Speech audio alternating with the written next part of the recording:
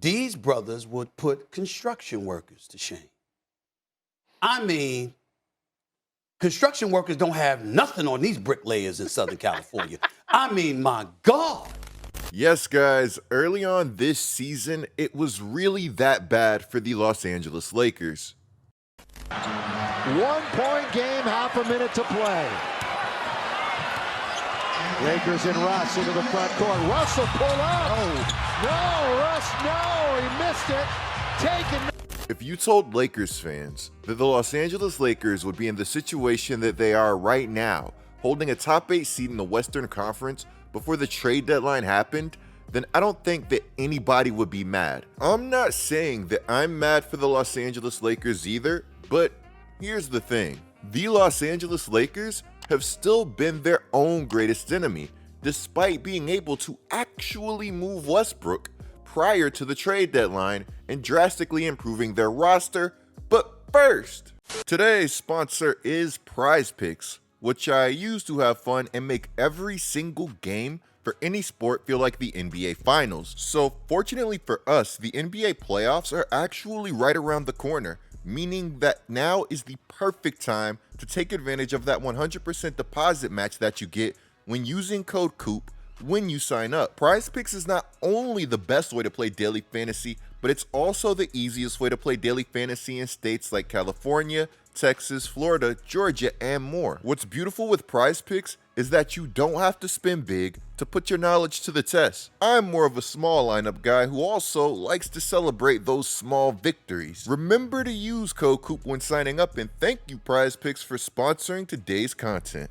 This Lakers team has LeBron James, Anthony Davis, and as of Wednesday, April 5th, 2023, they would have another L thanks to the Los Angeles Clippers, and Russell Westbrook would love every single moment of this. Westbrook was really out here trying to troll LeBron James and the Los Angeles Lakers. Just raving about him. He said that he's watched Westbrook play for 15 years in the league. He knocks down another. To the untrained eye, this looks like just a regular pull-up jumper, right? We don't see anything extra going on. Well, this angle tells an entirely different story.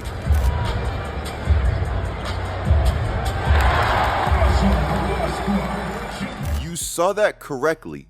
That right there is Westbrook pointing at LeBron James after nailing his infamous pull-up jumper. I thought that Westbrook pointing at Bron would be a one-time thing, but it turns out that he did this multiple times during this game. He even did it and said good pass after Bron passed him the ball wide open on the bench. Late, obviously health number one. And James throws it out of bounds. Troy Brown cut to the basket. That's the first turnover for them here in the third quarter. I don't know what's worse, having Pat Bev hit the too small on you in an L, or Russ apparently pointing to you after plays that he likes. The thing that raked my mind, though, guys, is this is the beginning of the end for Russell Westbrook. This is the beginning of the end for Russell Westbrook. He certainly wasn't the only person that felt this way. Now we have random execs saying that asking Russ to be a 3-and-D guy is like asking Wilt Chamberlain to be a point guard. We all knew that Russ was a bad fit on a bad roster with the Los Angeles Lakers, yet the narrative was that it was all his fault. Now we see that narrative changing right before our eyes, and it feels weird. I'm not saying that there's no blame on the Lakers side of this whole debacle.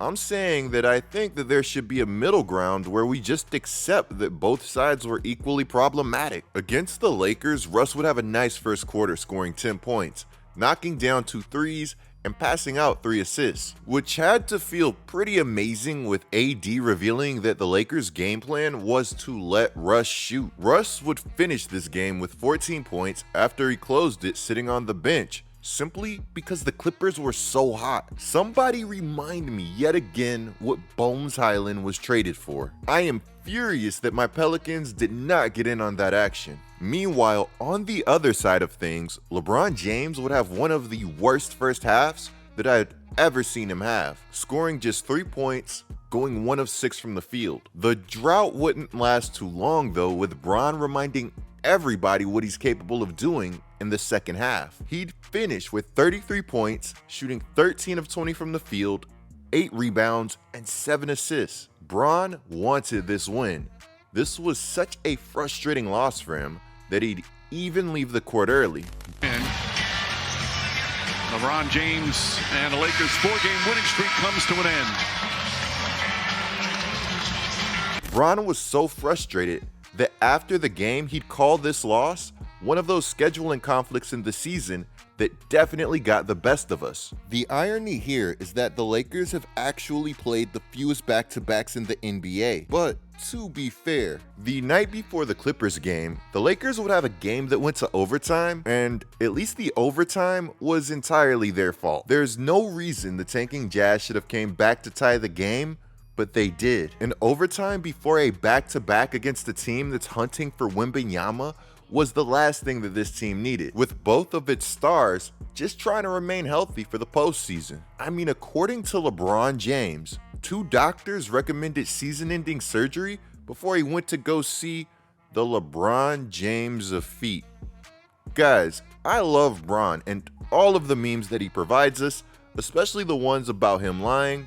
Those are quality. This game obviously meant a lot to both teams. Bones claimed that the Clippers really wanted to win this one for Russ. Beyond Russ, this game would be pivotal with huge playoff implications on the line. Neither of these teams like the play-in tournament. How much do they not like the play-in tournament?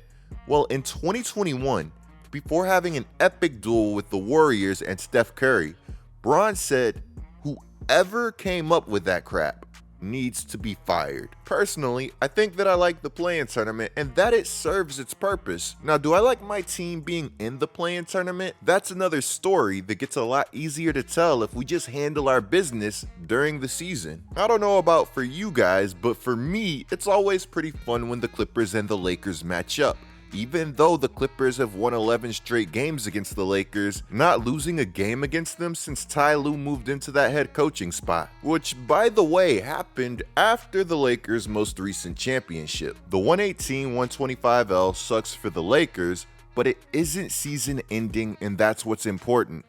Though what could potentially be season ending is Ham's disaster class coaching this season. The season has almost reached its conclusion, and yet he's still fumbling lineups and mishandling minutes. My only hope here is that he's playing 4D chess, trying to throw off opponents for the playoffs by giving them ugly film that won't be viable come playoff time. As great as LA Stars can be, I'd definitely be worried about Ham being outcoached in the postseason as a rookie head coach. Watch Ham just be this amazing postseason coach. All of a sudden, we start to get off-ball action and Anthony Davis turning into Jokic when he's double-teamed. Weirder things have happened. During this final stretch, the Lakers can't afford any more lapses, and their effort level has to remain consistent. You will make and you will miss shots, but effort-wise, you have to be prepared for the battle. Let me know what you think of everything down in the comments below. Clicking the video on the screen right now is a great way to support my channel. I'm GetLikeCoop, bringing you guys the scoop until our next upload.